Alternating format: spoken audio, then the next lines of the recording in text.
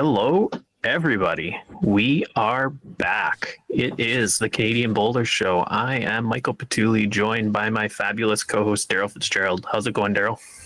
Pretty good. Getting really excited. WOBA is right around the corner.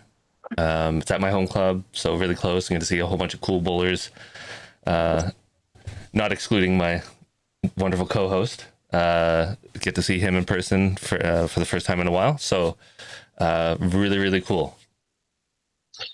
Yeah, we'll call this Happy Woba's Eve or something like that, because it's pretty much the day before all of us non-Ontarians are flying out. So very excited to see you as well, Daryl. It'll be pretty cool. We may have some special stuff during WOBA there. We might be able to get some streaming going. We're testing out some new equipment, so it could be a bit of a learning process, but we have some intentions to try and get some stuff going during WOBA there. So yeah, absolutely. Since we are here, thanks for joining us, everyone watching. We do have a lot to cover. It's the heat of bowling season here in Canada, so we do have lots of results to pass your way. Quick reminder, if you are here, please do hit those like, comment, subscribe buttons. Please do. Any interaction is really helpful for us to grow the channel, sort of grow the show. We do love interactions with you. So if you do comment, we'll usually be able to get to your questions or sort of love dialoguing with you. If you're not able to catch the show live, we are on all major podcasting platforms within the week, and YouTube, we can be checked out the same day as the show goes live there. So mention a couple of our sponsors right off the rip. So bowlsincanada.com. Do you have the logo ready there, Daryl? Right here. Here it goes. There it is. It's bowlsincanada.com. Sponsor of the show, Henselite supplier for North America. They did just get me these fantastic new bowls. So the new Momentum bowls are in stock. They are very pretty. They have 4 individual colors and they look very cool as they roll. So that was my new purchase from them about a week ago. So I'm very excited to get throwing them at WOBA. You'll be able to see them at WOBA if you've never seen them before. So do check out bowlsincanada.com. They're a great supplier for Henselite across North America. And I had these bowls, I think, within 4 days of ordering them. So they're a very quick response time. So if you do need a set of bowls, do check out their site. They have a great selection of all Henselite bowls. So, okay, we can get right into it then. I guess we can talk about the Canadian Bowler Open. We do have some updates to pass your way. So Canadian Bowler Open is a month and a half away, Daryl? That's crazy to think about. We're just over a month away. We're very excited to be bringing the second going of it at this point. We have players from really all across Canada, Alberta, BC, Saskatchewan, Manitoba, Ontario. And we have players also from all over the world at this point, the USA, Scotland, South Africa, Australia. So we have quite a smattering of players from all over the place. So we're very excited to have grown it and sort of bring the tournament even bigger than it was last year. That was kind of one of our main goals. I don't know, do you want to jump in with the next part there, Daryl? Yeah. Just a reminder to those that are coming, we still have one of our key sponsors, Deerfoot Inn Casino, the accommodation host for Canadian Bowler Open, up until July 27th. You can get that special rate, $155 a night, plus your breakfast and free parking, and you get to hang out with us, which is just an extra added benefit to everything. Yeah, no, definitely do check it out. It's a good rate there, especially that time of the year in Calgary. The hotels are a little on the expensive side, and it is really a great deal. And they do have quite a few different benefits at that hotel. There's quite a few good amenities, water park, everything like that. So please do check it out, because any support you give room-wise at that hotel will directly benefit the tournament. We're going to be upping the prize pool more than likely if we can get enough people staying there at that hotel. So we really do appreciate the support if you are able to book your rooms there for the tournament.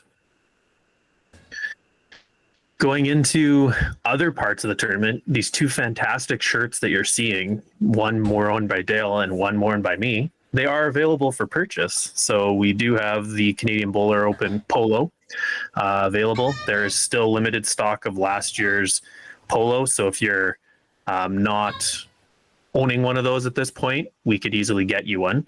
And then if you do not have this year's Polo, Daryl's flashing it on the screen there. We do have them available. They have been selling pretty good at this point. So again, if you want one, probably do send us an email pretty soon, because we bought a more limited stock this year. And as I said, they have been selling pretty good. Realistically, we will have stock available in person. So if you are waiting to the Canadian Bowler Open, there will be some available there as well. But definitely do send us an email if you are interested at CanadianLawnBowler@gmail.com. I always have to think about it. Yeah. Someone stole CanadianBowler@gmail.com, so I had to take CanadianLawnBowler@gmail.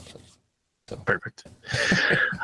So yeah, talking about the Canadian Bowler Open, one of the main things we wanted to do today is start to highlight the sponsors that we've attracted for the event. So with the wonderful help of Bob Selzler out of Calgary there, he's been our marketing guru this go around, helped us with a lot of the marketing and bringing in of sponsorships. So big thank you to Bob. I'm not sure if he's listening to the show, but big thank you to him so far. He's been very helpful in us attracting 11 sponsors for the tournament.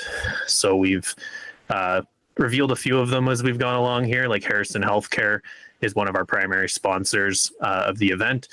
We've ran a video of theirs last time. We also have another one for today. They're big sponsor for us so far. We do have some other ones that we're going to be bringing up here today. I'm not sure if you got the graphic there. So one of the sponsors we're going to highlight today is Wellings of Calgary. So changing the way we look at retirement living. Wellings of Calgary is an active retirement.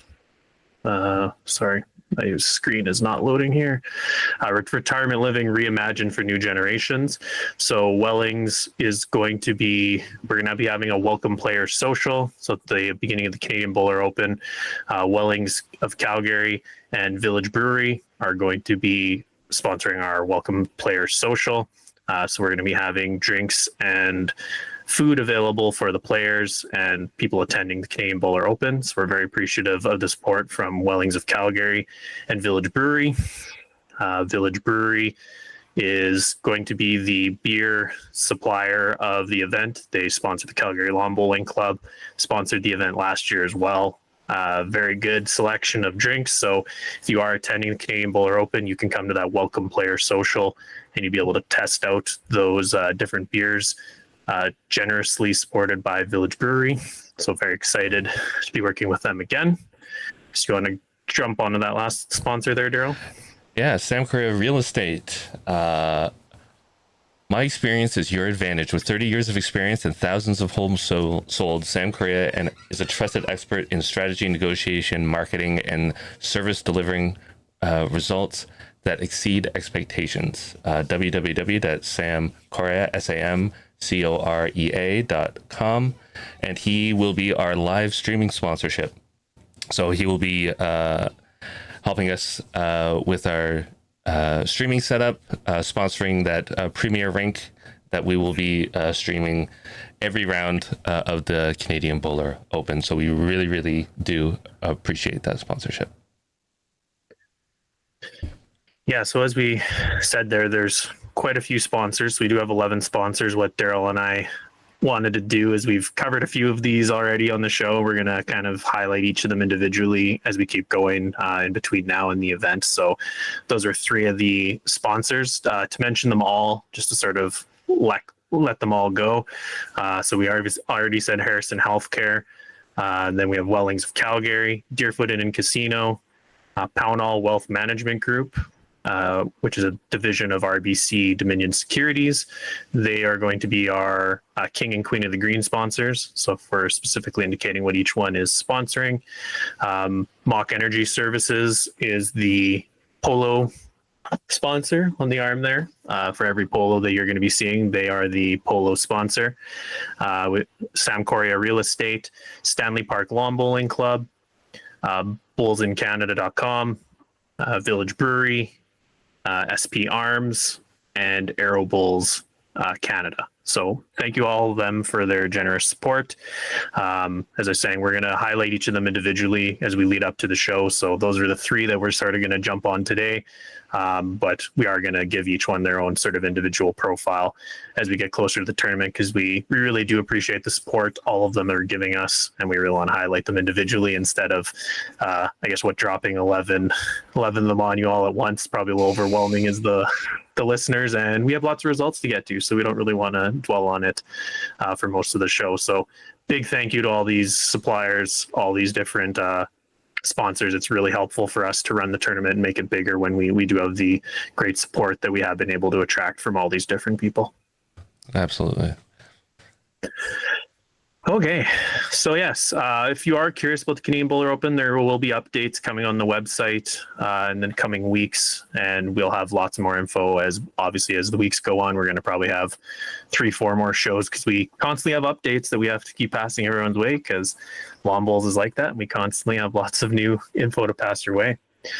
We might as well then, I guess, jump into some results, Daryl? Yeah.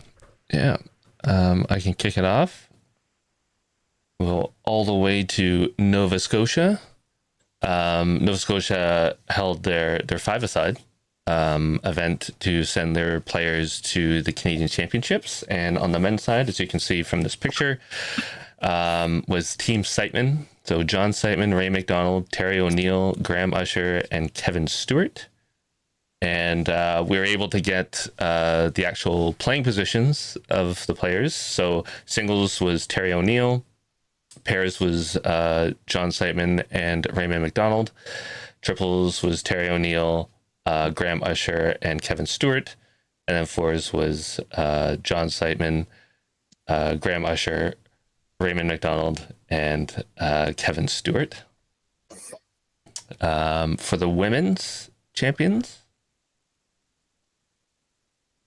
we had the Team Foster, we'll call them, Tammy Foster-Vino, Jackie Foster, Anne-Marie Siteman, Lorraine Bezanson, and Vicky Balcom. Singles was Vicky Balcom. Pairs was Tammy Foster-Vino and Jackie Foster. Triples was Vicky Balcom, Anne-Marie Siteman, and Lorraine Bezanson. And then fours was Tammy Foster-Vino, Jackie Foster, Anne-Marie Siteman, and Lorraine Bezanson. Very cool. Congratulations to all those players. Well, I guess if we kind of look at it, that's the one province, I think, that actually ran the five-a-side, so the original vision of Bowls Canada, if we'll call it that. Interesting to see that one of the provinces, I guess, still stuck with the five-a-side. Do you have any sort of thoughts on the results there, Daryl? Kind of the upper echelon of bowlers from Nova Scotia. I know John's always a competitor, and he's always in the mix somewhere in there, and he's got some good players. Terry's got experience, and then on the women's side, you've got the great team of the Fosters with Vicky, Anne-Marie, and Lorraine, and reigning medal holders there, so it's not a surprise on that side either. Yeah, no, they did very well last year, so it's pretty much that returning team. I'm not surprised to see that lady group stick together, and then always nice to see that we do have a Nova Scotia team again, because it was unfortunate not to see them last year, so it'd be good to see those guys coming back again. I guess we can move on to New Brunswick. So results-wise, the one thing that's nice about having a show is we call people out or say, hey, can we get results? And we get people messaging us. So thank you for the dialogue. We do have information to pass your way. So Team New Brunswick for Nationals. We can thank Corey Briggs for this information. He was the one who was gracious enough to actually email us and update us. So we do have an insider now with New Brunswick, which is incredibly helpful. So for the men's side, New Brunswick is sending Christopher Lane, Corey Briggs, Joe Briggs, Paul Johnson, and Kevin Phillips. The triples would be Christopher, Corey, and Joe, and the pairs would be Kevin and Paul. Playing singles is Kevin Phillips, and then the fours is obviously the other four men. So congratulations to them. Looking forward to seeing you guys in Edmonton. For the ladies, we have Lana Mooland, Marilyn Taylor, Debbie McLeod, Veronica McGinn, and Anne Cleash. Playing singles for them would be Anne Cleash, and then I guess the pairs would be Anne playing with Veronica McGinn, and then Debbie, Marilyn, and Lana playing the triples. So congratulations to them. Looking forward to seeing a contingent in Edmonton as well. Always nice to be able to pass this info along. So thank you very much to Corey for sending us the email so we could pass the information to everyone here on the show. The next one, also fun info you get from people messaging you or the magics of social media, is Quebec. So we do have some info from Quebec. We had Ryan Craig add us on Facebook, and then also his, if I guess to spoil some of the results. So Ryan ended up winning the singles. So he is going to be representing Quebec as their singles entry in Edmonton. So that's Ryan Craig. Congratulations to him. It goes by Ringo. Ryan, I'm not sure, but Ringo or Ryan, however he wants to be referred to, that's who we're talking about. And then the pairs, he is also representing Quebec. His pairs partner, Marco Vaillot, is been a friend. Well, we'll call him friend of the show. Marco has been sending me emails back and forth because he ordered one of our awesome Canadian bowler polos. So I did send that his way. And we're very excited to be seeing a Quebec contingent as well. So it'll be Marco and Ryan playing the pairs, and then Ryan playing the singles. To my understanding, there is no triples or fours team coming from Quebec for the men's side. And then I also, to my understanding, if someone wants to correct me, is I don't believe there's a contingent coming for the women from Quebec either. So it sounds like there may be some B teams coming from Alberta, kind of across the board on the men's and women's side. But anyone wants to correct me in the chat, happy to be corrected, but that's kind of my understanding just sort of from the emails I had with Marco. So we do appreciate, again, people reaching out to us. We love being able to pass info along, even if it's partially flawed or maybe not fully correct. We do enjoy it. So thanks again. I guess you can jump the next one there, Daryl. Sure. Ontario. Boo. Yeah, I hear it. All right, Ontario. We'll start with the women's pairs. Gold, and we'll shout out the three-time champs, Crystal Shepherd and Elizabeth Cormack. Silver went to Leanne Franklin and Kathy Larkin. I should get Leanne's name right. She's the president of my club. And then bronze, Betty Robitaille and Laurie McLeod. For the men, we'll go to the gold on the far right there, Derek Mackay and Murray Benoise. Silver in the middle, Desmond Tibby and Dave Defoe. And then bronze on the left, Steve McCarran and Dave Anderson. And there's Murray and Derek with their plaque for the provincial champions.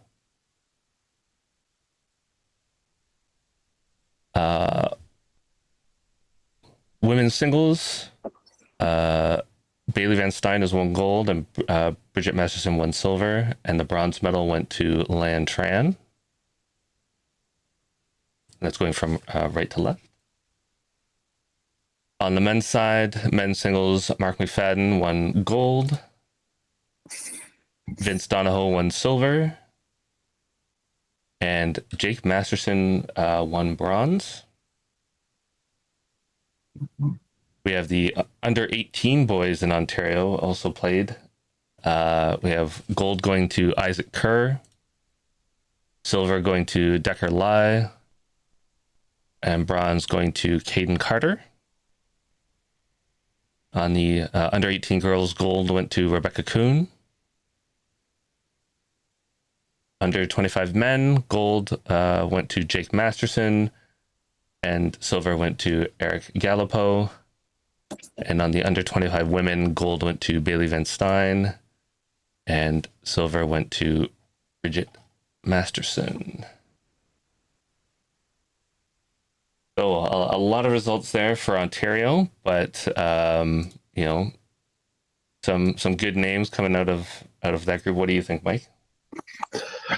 Like I personally found it kind of interesting that the U25 women's singles and then the women's singles was the identical gold silver finishers. Yeah. So I guess that shows you the competitiveness of the U25 players there out of Ontario for the women.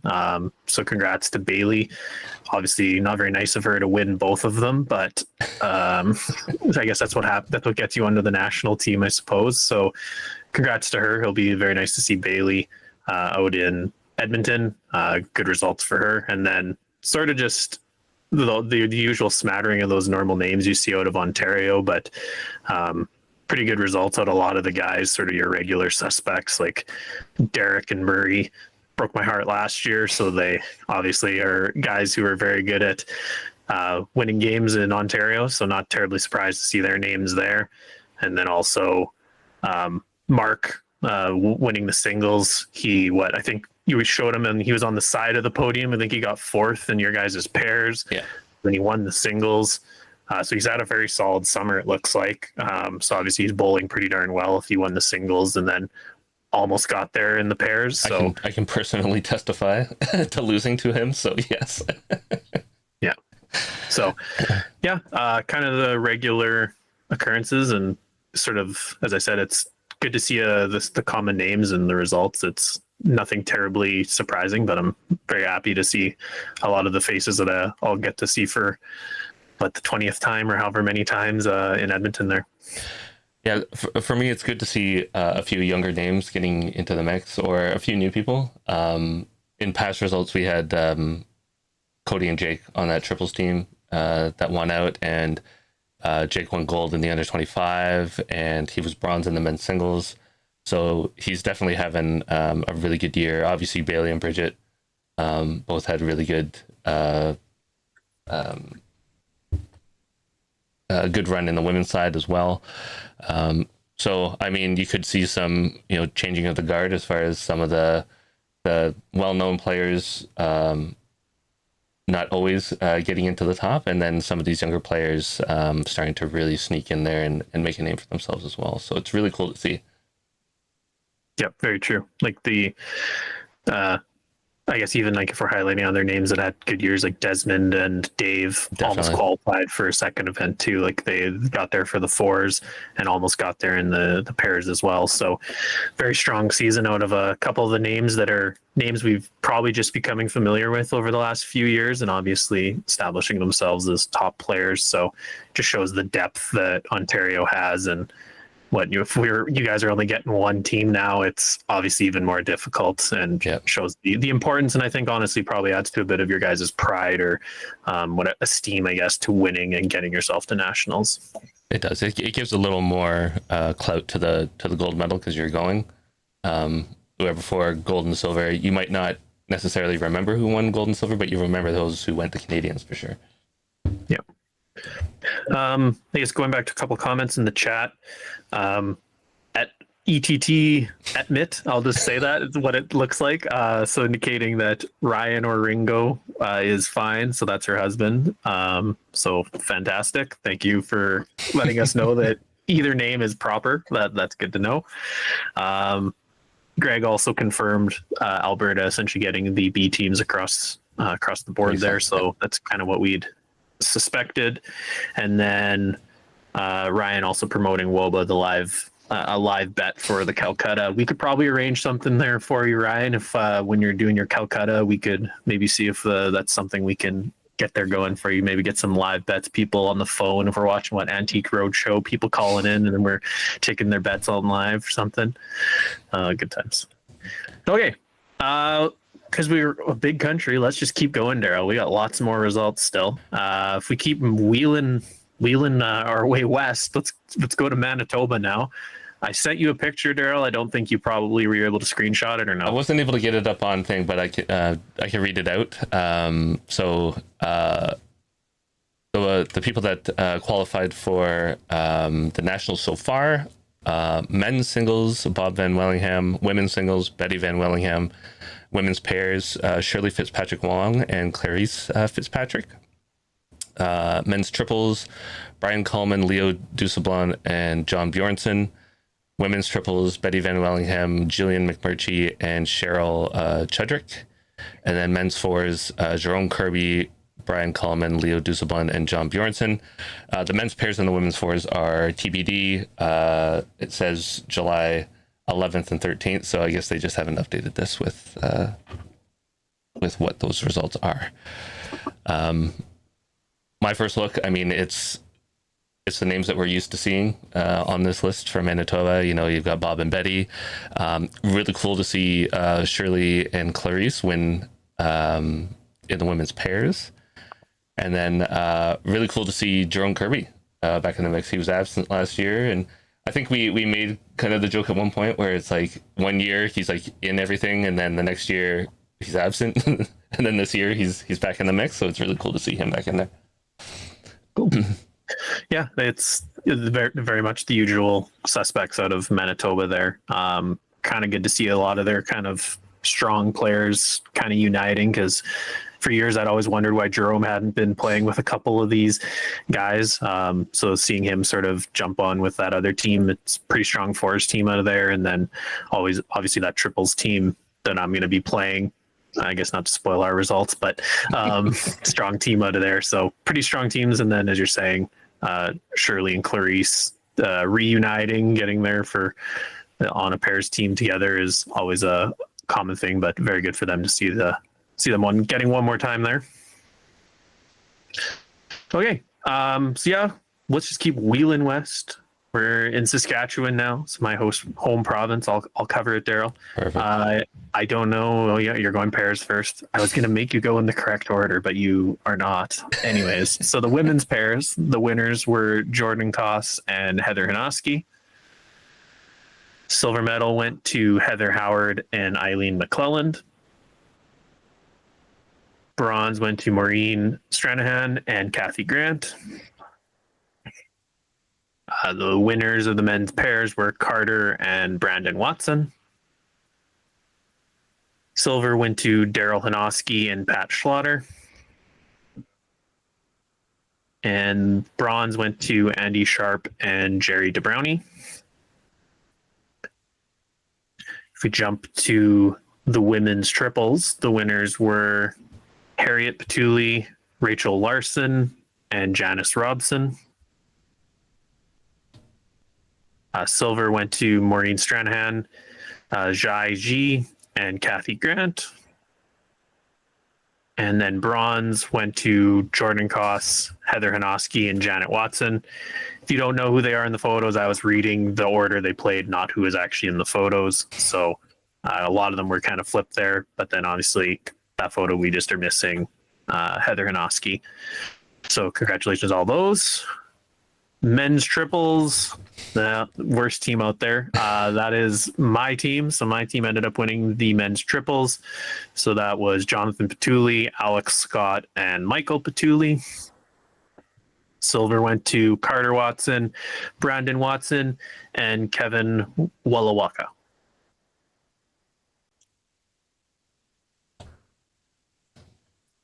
So congratulations to everyone. I don't know, good results. I'll say that I'm pretty happy with the result to have qualified in the triples. I think it's the first time in a decade I've been able to play with Alex at nationals, so that'll be awesome to get to do that again. It's kind of odd when you're playing all the different events year to year, and Alex traditionally being a singles player, he just never seems to have played or been able to play with my brother and me, so it'll be fun to play that once. And then kind of across the board there, always nice to see my mom able to win an event too. She's been playing pretty well this summer, so she's getting to play in both disciplines there at the nationals. And then obviously Jordan from our national team playing with Heather. They're a really strong pairs team. They played absolutely great 2 weekends ago now, I guess. So I expect them to be a contender there at the nationals. So very excited for all of them. Yeah, good results. I mean, the Batuli clan has risen this year and has taken down a lot of the spots for Saskatchewan. But I mean, quality teams coming out in every event, so it should be really interesting to see what kind of battles we get in Edmonton out of there. That's cool. Yeah, across the board, it's going to be a pretty strong team for Saskatchewan. Carter and Brandon, not to take away their shine either, winning the pairs, they're going to be a strong team in the pairs division. So look out for Team SK, I guess, if I'm trying to be all proud or whatever we're calling it. So we move west. Yeah. You're next, Darrow. All right. Alberta. We'll kick it off with under 25 women. Kara Shiloh. Shout out to Alex on the pronunciation of that. Under 25 men.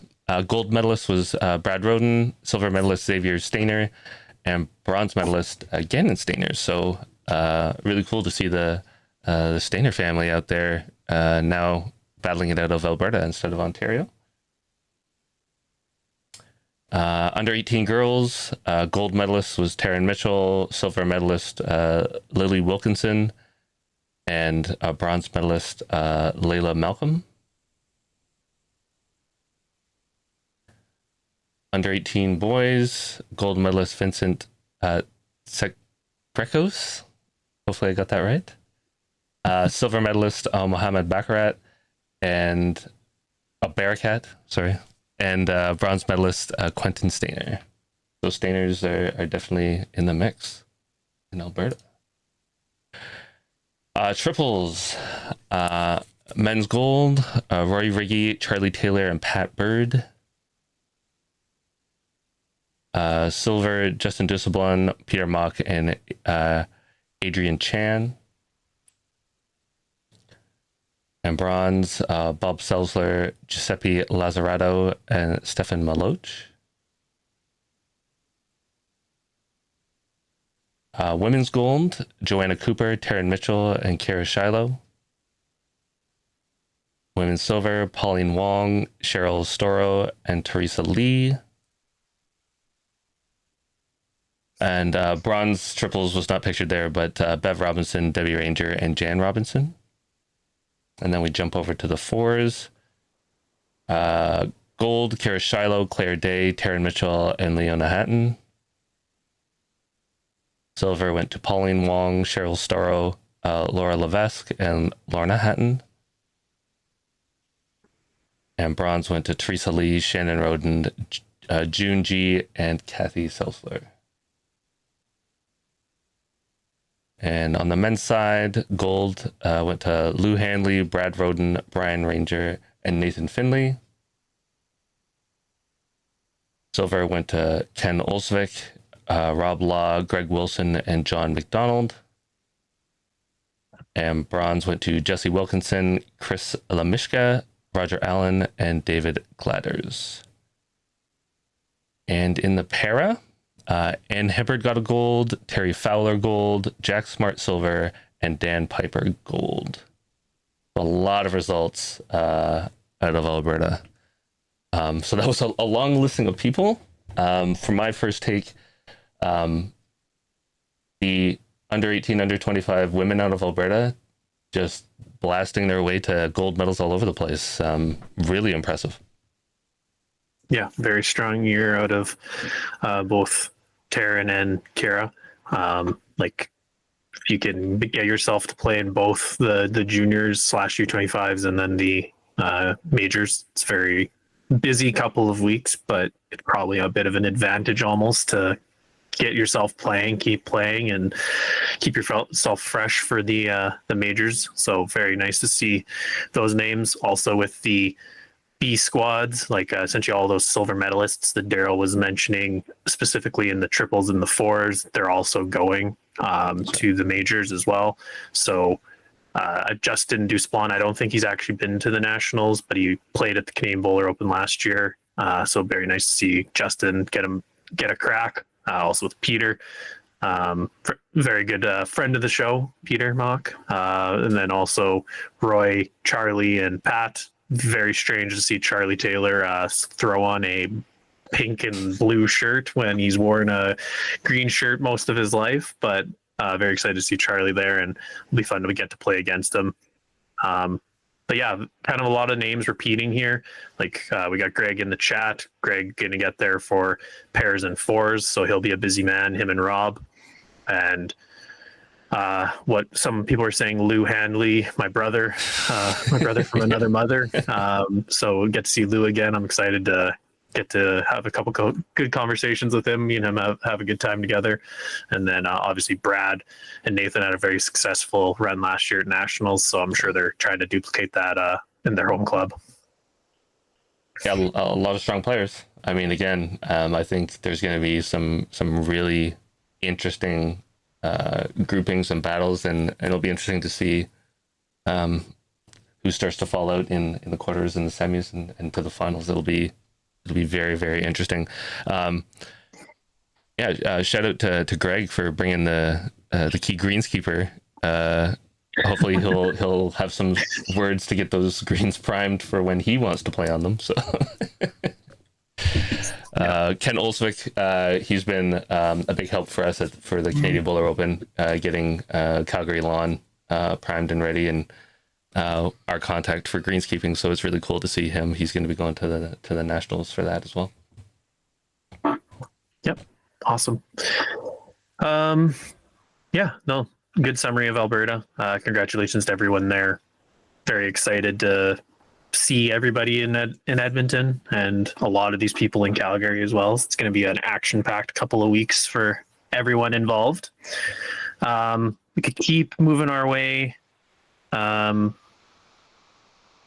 west to BC. Unfortunately, it's pretty hard to piece together the results from BC. Daryl and I were able to sort of figure some of it out. The Bulls BC page doesn't seem to really post the winners, and then the website also, like, some of them are there and some of them aren't. So we're very sorry. I do see James McGowan is in the chat. James could probably help us out to confirm the ladies winner, but Daryl, do you have pictures? I think you have some pictures. Is that what For BC, I don't. Okay. Those were last week's when I went to BC. I was hoping to find something, but yeah. So what we know, so for the men's pairs, they had the men's and women's pairs since our last show. So results wise, we could kind of pass that along. The winner of the men's pairs, from what I can sort of deduce on Facebook through comment sections, was Ryan Pollard and Carrie Mans. So congratulations to them. I can't figure out who they played or what the results were, sort of. That's just me reading through kind of a comment section on Facebook. So I'm sorry if I'm wrong, but if someone has the results that they could post in the chat, even, that'd be great. We don't know who won the women's side. We had a picture of who was in the final, and that's about the extent of what we could figure out on Bulls BC's different social media accounts. So we're really sorry, but that's the joys of the lawn bowling world. Sometimes it just isn't completely clear who's winning what events across Canada. Regardless, I'm sure by the time our next show goes, we'll have more results, more information, maybe solid info. James is there saying they played Paul Lee and James Chen. So that would be the silver medalists from BC in the pairs. Not sure if you're able to easily grab the ladies side of it. We'll be able to update people if you kind of are able to get there later, James. But next show, we'll hopefully be able to have a little more detailed info from BC and maybe some pictures to pass your way. Yeah, it's unfortunately, I mean, this goes for a few provinces here and there. One weekend of results, you'll get like every picture, multiple pictures, great write-ups on everything, and then the next weekend of more results and stuff, and there's nothing. You know what happened. You get smatterings of people winning and some other stuff, but unfortunately, it's not all there. I do want to give James a quick shout out in the chat. He sent a sponsorship, personal sponsorship in for the CBO to help with the prize pool. So James, thank you very much. I can confirm it was received. So thank you for the support. We always appreciate it. It'll definitely go to helping raise that prize pool up for the players for sure. Yeah, thanks very much, Big Spoon. We always appreciate the support from anyone. So definitely going to put that to good use, and we're proud to be able to keep bumping that prize pool for the Canadian Bowler Open. Sort of shameless again. Deerfoot Inn and Casino. Please, if you are coming to the event, please do book in there. We're going to be able to confidently bump that prize pool up the more and more support we get for Deerfoot Inn and Casino. So please do book in there if you are looking for accommodations for the event. So that does it for our events, our results across Canada. Is that right, Daryl? That's right. Yeah. I don't know if is it now a good time to maybe jump to our video that we have. I think so. So we have talked about it previously. We have one of our primary sponsors of the event. We ran it on our last show. We did. We had a great interview that we ran with one of the Harrison Healthcare professionals. Andrea was registered dietitian. If you want to go back and check the last show, we do recommend it. So Harrison Healthcare provides personal, team-based primary care focused on disease prevention and management. Their innovative, compassionate approach optimizes Canadian health and well-being through service excellence. So we do really recommend you check out harrisonhealthcare.ca. They have locations in Calgary, Vancouver, multiple ones in Vancouver, and then they're opening one in October 2025 in both Calgary and Toronto. So they have a new office opening in Toronto. So they're very interested in getting people to use their services. They do have very valuable services. Obviously, we had the dietitian, and we do have an interview today from, I guess I'll just let the interview speak for itself. I guess if you're ready to go there, Daryl. Absolutely. Hello, everybody. Welcome to the Canadian Bowler Show. Today we are joined by JP Wilner from Harrison Healthcare. Thanks for joining us, JP. Thanks for having me. So just going to turn it over to you, let you introduce who you are and what your role is there with Harrison. Yeah, so I'm one of our exercise physiologists. Part of my role, and I always tell people that ultimately my role is to reduce risk of death and disease through exercise as best as possible. But more acutely, I'm here to help individuals achieve their physical goals, whether that be improving their health outcomes, the longevity outcomes, if that's performing well in whatever task they want to do, lawn bowling included. Our goal, our objective is to certainly help one achieve their physical goals with the long-term objective of improving long-term longevity outcomes. Very cool. So I guess if we're going to jump sort of into the questions we have for you here. So when we kind of talk about exercise and preparing for things, how can bowlers prepare in the months, weeks leading up to big events? Yeah, so ideally, the best way to prepare for the event is to stay in good physical shape, good physical health throughout the entire year. Makes certainly preparing for an individual event competition a little bit easier. But as the competition approaches, as the day gets closer, we certainly want to focus to specific lawn bowling motions, competencies that are required for lawn bowling. So generally by guidelines, we want everyone to be strength training 2 to 3 times per week, focusing on those multi-jointed exercises like squats, push-ups, lunges, etc. But then again, progressing towards lawn bowling specific motions like lunging, incorporating multiple movement patterns into one single exercise, say like a lunge and press, push up with a crawling motion, something along those lines to facilitate the demands of lawn bowling.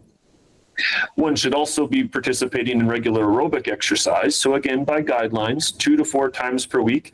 And I always tell people that the cardiovascular system doesn't know the difference between walking on a treadmill, walking outside, cycling inside, or climbing a mountain. So quite frankly, it's whatever's most conducive for the individual, what they prefer to do, because certainly any kind of aerobic exercise will be beneficial for longevity, but then performance specific for lawn bowling. So certainly we want to focus on starting conservatively. By guidelines, we want to progress volumes or walk longer, do more repetitions, exercise more days per the week. And then once that volume guideline has been met, then we start to think about increasing intensities. So that could be increasing heart rates, challenging the speed or the incline on a treadmill as an example. Picking heavier weights, challenging yourself with those different movement patterns, maybe specific to lawn bowling. And then finally, we want to think about balance, mobility, the positive impacts of both balance and mobility specific to lawn bowling. I take a slightly different approach to that in that as we're progressing one's strength training routine, we can certainly improve upon one's balance and mobility by challenging different planes of motion, by challenging the complexity of a given movement, and then certainly progressing one's range of motion within those complex movements to facilitate not only strength, balance, but also mobility, functional outcomes. And again, specific to lawn bowling, all of these facets of exercise are required. I'm definitely not doing enough based on that list. You're doing a little bit more. With our demographic kind of skewing to the older ages, injury is definitely something that comes to mind when we're doing anything physical, and especially lawn bowls.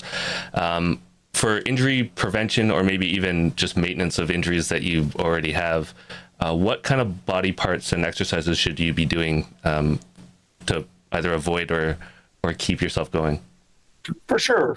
And I think it's well published that strength training is the best type of exercise to improve one's risk for injury and mitigate long-term effects of injury. Taking the individual into consideration, for sure, we need to meet them where they are, and I don't expect someone with a total hip replacement or knee replacement to get into a full range of motion lunge or a squat, but we want to start with what they can tolerate. We want to make sure that they're not having pain or dysfunction with said movement patterns. And then we would take the same progression strategies. We want to increase their range of motion. We want to ensure that we can increase said range of motion without having pain or dysfunction. Excessive compensation patterns, like I would say that any athlete is going to have a compensation pattern in some way, shape, or form, but we don't want that compensation pattern to lead to additional injuries. So having those appropriate mechanics, having those appropriate cueing strategies, focusing on those progressions over time, starting with wherever that individual is, will be the best way at managing risk and mitigating current injuries. Awesome. Yeah, I think the one thing when we sort of talk about it there with injuries and prevention, like stretching, I don't think is something that's necessarily done enough or really properly with bowls. So I guess, is there any sort of stretches that you maybe recommend, or maybe a routine that people could implement maybe for the morning or in between games before they get going? For sure. And I might take a slightly different approach into maybe reducing the stigma around stretching, generally speaking. I'm not a big proponent of static stretching, in part because it causes our tissues to be relaxed. And if we're going after maximal performance or best performance, while still mitigating risk for injury, I want those tissues to be active and engage appropriately. So when I talk stretching, I take more of a active mobility approach as opposed to a static stretching approach. And again, even if we looked at the literature, progressing one's strength training routine can improve upon mobility outcomes better than static stretching. So if we're providing a mobility routine, I might still give the same movement patterns relative to their strength exercise, but instead of adding a load or increasing the intensity specific for a strength outcome, we might progress the range of motion to improve upon their mobility outcomes. So relative to stretching modalities, or let's say pre-warm-up routines specific for lawn bowling, I would take a more dynamic approach in that I want people to march. I want people to engage their core, hold a high lunge pattern for a particular period of time, focusing on making those tissues contract appropriately, but then progressing through that full range of motion to receive the mobility benefits. Dynamic thoracic rotations, cat-cows, lumbar lock thoracic rotations, shoulder mobility exercises. Certainly all of that is important and required. Again, I just might take a slightly different approach in that I'm trying to progress ranges of motion reflective of what's demanded of them in lawn bowling, as opposed to just statically stretching because that's the classical movement to do. I don't think those classic movements will prepare one for optimizing their performance within lawn bowling. That's good advice. I've always found that even just taking a walk or doing some more active movement rather than just standing and stretching my foot or stretching my leg has helped me get ready. The static stretching is usually like I'm one and done, and then I don't really feel ready to go. Yeah, exactly. So if we think the purpose of a warm-up is to prepare your body for performance, again, we want those tissues to be well engaged, doing their jobs we want them to do. We want to increase the heart rate, the blood flow, preparing those tissues to provide contractions effectively.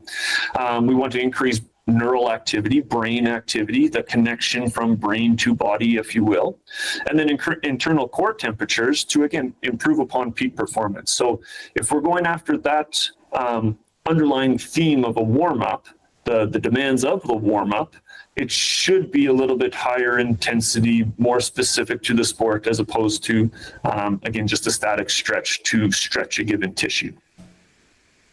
Does that carry over to kind of in between games as well? We have long periods where we sit or we have to wait until the next game starts. How do we keep ourselves going in between there? Yeah, it's a great question. And I think I would just apply basic physics. An object in motion stays in motion, right?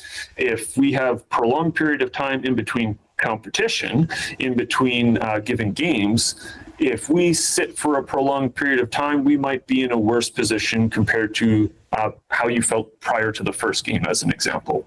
So I always encourage people having a well-established 5 to 15 minute routine pre-game, immediately pre-game. But then certainly if there's a prolonged period of time in between games, matches, competitive events, then we certainly want to think about low intensity, consistent movement. Keep your body in an optimal state so you can perform well in the next event. Oh, that's very helpful. I think for me specifically, I'm the person who loves to go sit down, and sometimes I think it has a very negative effect when I am playing. So I might have to sort of incorporate that, keep myself moving. As I love the emotion part of it. That's make a good analogy to keep it in your head. Yeah. So I guess we've kind of talked about before, during tournaments. So I guess if we're kind of following through on that, what would be sort of, I guess, maybe some strategies or things that you'd say for after a tournament? So sort of to maintain the strength, mobility, everything like that for after a tournament or once you're done your major events. For sure. And, you know, I might take that same approach that an object in motion stays in motion. So I always encourage, particularly if one is trying to have peak performance for said competition, then you probably want to take a week or two off where you're just being physically active, going through your daily activities without any rhyme or reason. You don't necessarily need to go through a formal training protocol. But then I would suggest that after that first 2 weeks post-competition, we got to get right back into the training routine, and we got to think about that progressive overload.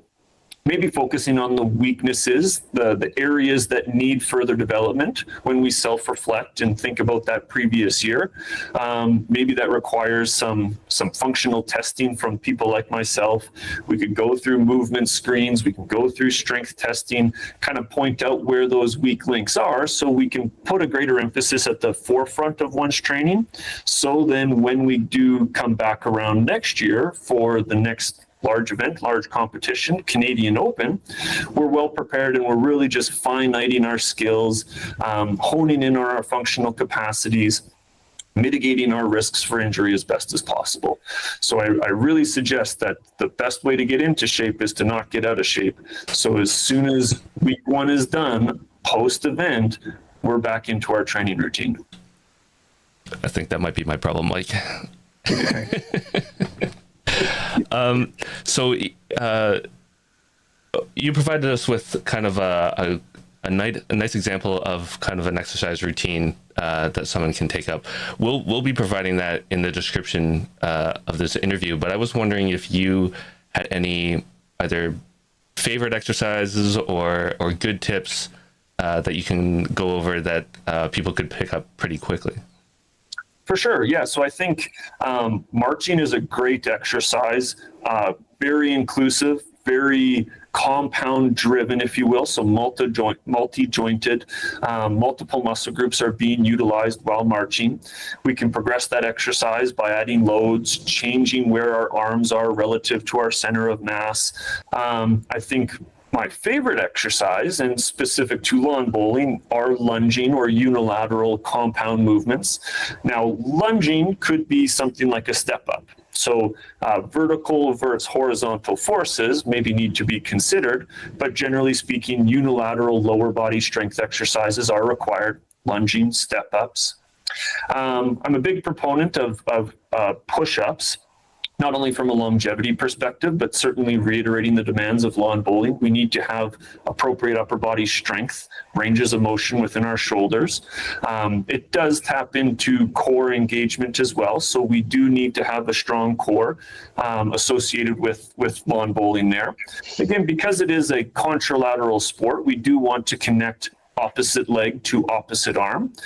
So certainly starting with movements like planks are great for core strength, core health, but then as a progression, can we move equal and opposite arm, leg in unison within a given movement pattern?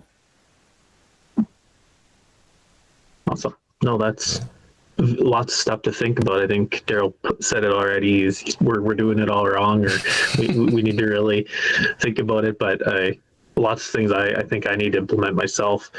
Were there any further questions you had, Daryl? No, that was great. Great rundown of stuff. I've got a lot of work to do.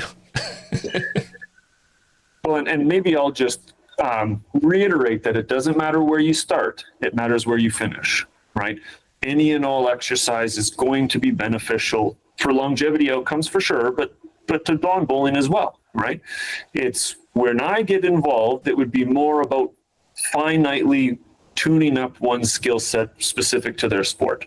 If one is trying to compete and be in best shape as possible, we should probably be specific to whatever we're trying to achieve. Whatever our goals are, we have to train specific to that. But again, generally speaking, from a longevity perspective, any and all exercise is beneficial. That's great advice. Thank you very much for joining us, JP. JP is with Harrison Healthcare, one of the primary sponsors for the Canadian Bowler Open this year in Calgary. So we want to thank Harrison Healthcare and JP for joining us today. Thanks again, and have a good day. Thanks for having me. All right, we're back. Thanks for Harrison Healthcare for being the primary sponsor of the Canadian Bowler Open coming up there. Very excited to work with them.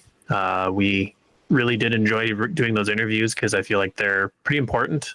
Something that's kind of not thought about as much with bowlers, obviously a dietitian and then exercise physiologist there, JP. Lots to sort of think about, maybe implement in our bowls life. I think you and I both probably took a lot of that interview and have some things to think about when we're playing, eh? The thing that really got me was when you said the best thing for being in shape is not to get out of shape. And it's like, well, I've failed like right off the rip. So, I mean, it's, I definitely have some work to do. The jiggling when I move around is getting more intense as I get older. But yeah, I don't know. We really do hope you enjoyed it. We're trying to sort of bring some beneficial content and make some good partnerships for the Canadian Bowler podcast. And we feel like that was an informative video. So we're very excited to work with Harrison Healthcare. definitely do check out their website, harrisonhealthcare.ca. As I was saying, they have one location in Calgary, 2 locations in Vancouver. They're opening a new location in Calgary this upcoming October, and a brand new offering in Ontario. So if you are in Toronto, definitely do check out their website. They have great offerings, and sort of just the couple of people you've already seen, they have many other healthcare professionals. So if you do want to take your health seriously, definitely do check them out. Will mentioned in the video, we did say that we would put the exercise in the description. We will be releasing those videos as standalone videos, so you can go and check them out on their own without having to figure out where in the show it is. And in those videos, we'll definitely put some more information on things that were talked about in the video specifically. So definitely look out for that. Thank you. Yeah, well, good catch there, Daryl. I remember we did say that, so it would be a little confusing to try and put in with the chat and everything here. So I totally get it. So we'll move on. We do have other stuff we want to talk about. Very busy with bowl season, so let's keep going. So the Atlantic International Challenge. So previous show, we've talked about Canada, we've talked about the USA, we've talked about Ireland. Now we can talk about Scotland. So Scotland has released their teams for that event coming up here in Windsor, Ontario at the end of September.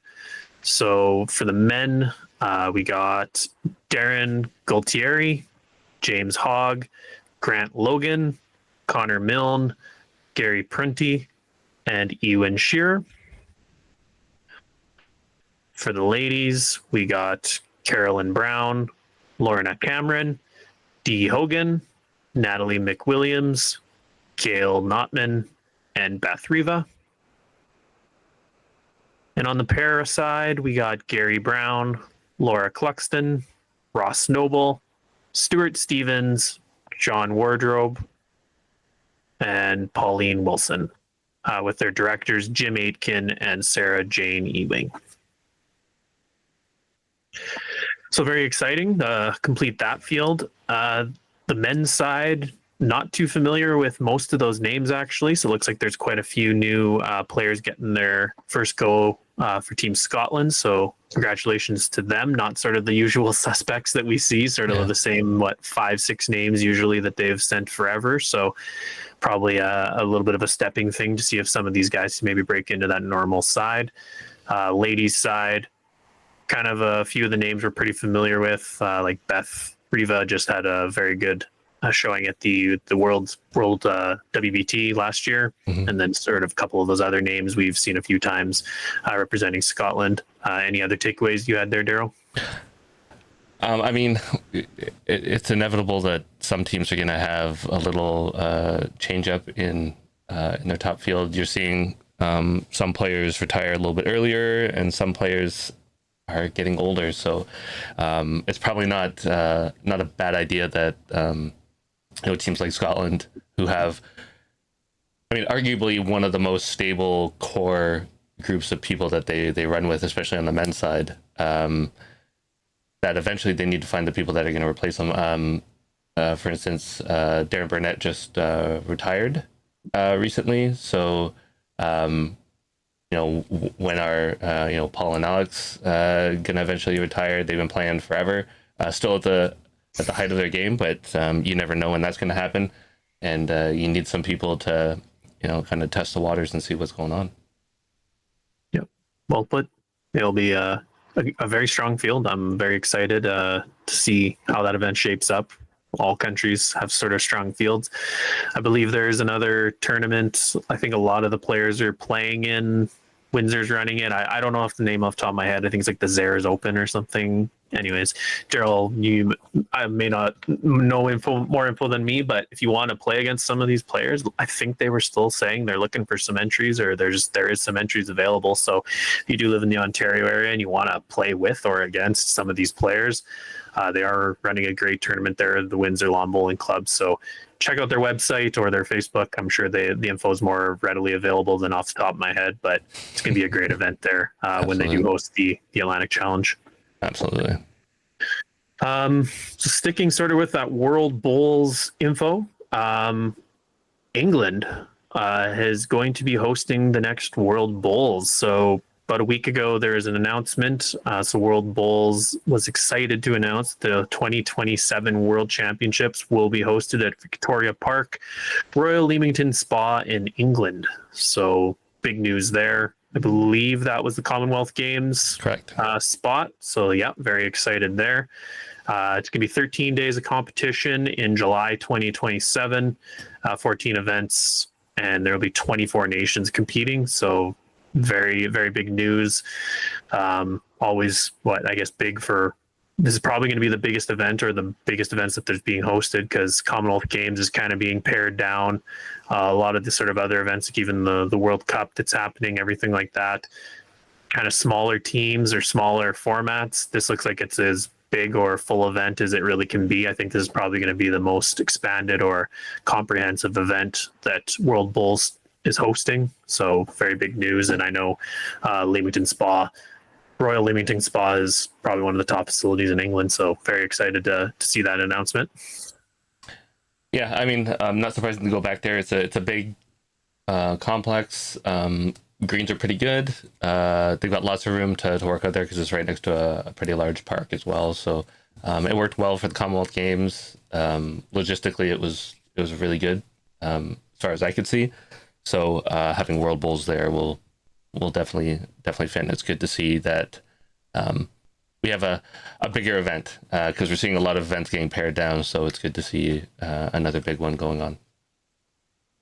Yeah, no, I'm very much looking forward to seeing what will happen. We got almost 2 years until then, so there's probably going to be a fair bit of changes to everybody's national teams, everything like that. But it'll be very something very much to look forward to, because we'll be able to see the full events there and everything. So, yeah, we can move on past that. I guess 2 announcements came from Bowls Canada. I guess, do you have screenshots or anything there, Daryl? I do. Yeah.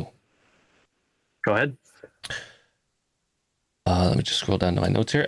Bowls Canada, BCB, have announced their new technical manager. So, as many of you know, some of the long-term people, Jake Shuknik left that role a little while ago, and now they have William Mulcahy as their new technical manager. So really excited to see what he does. There's a great write-up on the Bulls Canada website on kind of his background and what he brings. He has an extensive background in sport, so and in development of players and coaches. So it'll be interesting to see how he does coming into BCB. So welcome, William. And the second announcement is the 2025 Canadian Indoor Qualifier. So the Canadian Indoor Qualifier will take place October 21st to 25th, 2025 at PIBC, or the Pacific Indoor Bowls Club in Vancouver, British Columbia. So definitely look out for that. And if you're qualifying for that, there'll be a number of competitors, and I believe that Mike McNorton and Linda Ng, as the champions, have been invited back to that event without qualification, that is. Yeah, very, very awesome to see both of those posts. Gaping hole, Jake going away from Bowls Canada. I know Jake did a lot of work there, so good luck to the new hire there. He's got big shoes to fill, but I'm sure he'll give it his best and hopefully can steer the game in a good direction. Specifically with the indoor, though, I'm very excited to have that back. That's a big thing to have there. I feel like that was a big missing piece last year, where obviously we didn't have the indoor championship, and then that's something when you kind of have the selection of someone rather than it being something they've played for, it always gets a little messy in my mind. So I'm pretty excited. I know Saskatchewan wise, we're running a qualifier here. I think some provinces probably have got the same sort of thing going, or they may have already ran it. I think, correct me if I'm wrong, I think you guys had an indoor qualifier, right, in Ontario? We did. Yeah, and if I remember the results, it would be great. But yeah. Usually those end up early in the year. for us. And I want to say it was in Menorah, which is an artificial green up near Orangeville. Okay. Well, cool. Yeah, no, I don't know if that winner gets to go. I think that would probably be the intention, but hard to say. Anyways, it's good to have that event back because I know it's an important one and it's always competitive. I always like to watch bowls or have results to follow after the season's done. So then that gives us something to look forward to in October, November usually. So big news, and I'm glad that it's coming back there.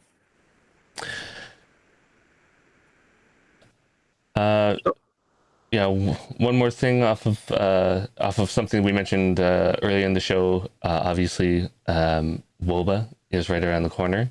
Ryan Stadnick is in the chat. He is the draw master extraordinaire of that event. If you follow the WOBA Facebook account, you'll see piles of scorecards that he's been rifling through.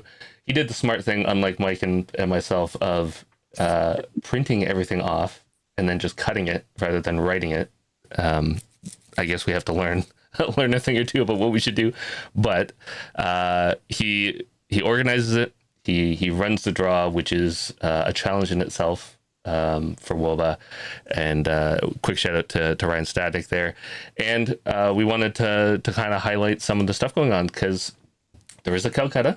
There will be wagers going in on teams. And if your team wins, you will get a substantial part of the pot. Last year, some teams went for really high money and were out of the running almost day one. And then other teams who were bought for a bargain made deep runs. And Cameron in the chat representing one of those teams. But anyways, it's a fun event. You try to grab a team. So if you're playing or not, you can get involved and cheer on a team, either buy a team, or if you're part of a team, hedge your bets by picking another really good team that you think is going to win. But we have some excellent players. Greg Wilson in the chat there, his team has some strong players. Greg Wilson, John McDonald, John Bazier, Matthew Hubert, and Pete Mutter. I don't know how he snuck Pete Mutter in there, but Pete is a fantastic player. He did really well in Canadians last year in Ontario Provincials, and he was making more runs this year in the Provincials. So definitely got some great Ontario help with John Bazier and Pete Mutter on that team. We have Don Caswell's team with Tom Rose, Ron Whitehead, and Jim Rose, but they have some international flavor. Patrick Duffy coming up from New York to try his hand at some Ontario bowls. Patrick Duffy, what was he? Northeastern player of the decade, century, eon. I can't remember. It was a long time, but he's been playing really top bowls for a long time, and he still does. You see him competing hard down in Arizona and whatnot. The aforementioned team, Cody Olthoff, Cameron Lafrane, Dylan Jacobs, Jack Fowler, and coming back to WOBA, and I haven't seen him in a long time, Kevin Spracklin as their additional player. So could be a really good team to pick up and keep on your radar as well. So any other teams that you're thinking about? Maybe the Petulias? They have a few gold medals under their belt, and all of them, I think, are at least a bunch of them are going to nationals this year. So, I mean, there's that. No, like you always are gonna never highlight your team either. You seem to be Mr. WOBA. Every time I go there, you seem to win. All we know is that you can't take yourself in the Calcutta because you always try to do that, and then I try. You seem to make a bunch of money. And I don't know, Greg. Hopefully, Greg's got deep enough pockets to take himself because. I don't know if I look at those teams, he's got a pretty stacked team, so I think it's going to be a tough time to beat him. But a lot of these names you see in the Ontario provincial results, they are on teams in this event. So I think there's a lot of teams to kind of look out for. There's a good strong, probably I'd say 6 or 7 of those teams are very strong. I don't know a few of the teams or very well know a few of the teams, so I can't really comment on a few of the team names, but there's a very strong field, so I'm excited to go bowl. It's going to be great. Yeah, there's actually some cool mix-ups too. The team of we call him the Swiss champ, Pierre Vanderhout, Bill McCollum, Brad Tichborne, added Steve McCarron and Dave Anderson as their fourth and fifth. So that could be a really interesting team. Adding those wily vets, Steve and Dave made some good runs in the provincials this year too. So that could be a really good one. And obviously you've got Eric Galipo's team who have won it in the past, and they add Hang Lee, who has been making some waves here in Ontario. And obviously Derek Mackay's team is always in the mix. He's top 2 or 3 almost every year, if he's not winning, I should say. And then there's some sneaky teams in there that some people may not know the names, but if you're playing in some of those tournaments in and around Ontario or other provinces, you may know them. And they can be sneaky and they can get in there. So always definitely worth a gamble if you're looking at stuff. And then we have obviously the super veteran team of Dan Milligan, Chris Stadnick, George Boxwell, Ryan Stadnick, and Colin Thompson. Just team legends, I think is usually what we call them. So really cool. Let's call them the Team WOBA Hall of Fame or something like that. And there we go. No, I'm very excited. The Calcutta is going to be interesting to see who takes who and what sort of prices things go for. I'm actually excited to kind of see where that goes. And if James was asking for the chat, how do you get in on this? I don't know. We'll see if we can facilitate something. Maybe test out those new cameras that we got there. I'll see if that maybe is something that'd be fun to run during the Calcutta. But was that all we had to cover today? I believe that's it. Yeah, a long show. We definitely covered a lot. Yeah, we do appreciate all the dialogue in the chat, as I was saying. Any of the interactions, we really do appreciate it. If you haven't already hit the like button, please do. If you're not subscribed, please hit that button as well. All of those buttons you're hitting really do help us grow the channel. Canadian Bowler Open is really realistically happening because this channel has continued to grow. We're funneling all the sort of interactions monies we get through YouTube into the Canadian Bowler Open. So we're very excited to bring that to you. So all those buttons you're hitting, just keep helping us push this snowball down the road, whatever we want to call it. But yeah, very excited for the bowling season ahead of us. It's going to be a very busy month and a half. We're really in the heat of things still here. We got provincials coming still from across the country. So next show, whenever that would be, we're going to have provincial results, WOBA results. I don't even know when the next show is going to be. Could be other tournament results by then too, but hopefully we're going to try and keep it pretty regular every couple of weeks going ahead here. Yeah, John in the chat, there are some Atlantic Bowls results, but hopefully in the next show we can do a full slate of who's in the Atlantic Bowls Championship as well. That would be really good. We're looking to you, John. You give us the sneak peek into what's going on in Nova Scotia. Yep, send us those emails, John, pictures, everything, and that'll definitely be on the next show. We'll be very excited to bring that your way. So yeah, thanks everyone for coming to the show today and tuning in with us. We hope you enjoyed all the content. Obviously, the interview we had, we know we're trying to bring some different stuff to you on the show here and sort of mix it up, give us lots of new information and lots of things to think about. So thanks again for joining us. Enjoy your bowls season. And with that, may all your bowls be touchers. See ya.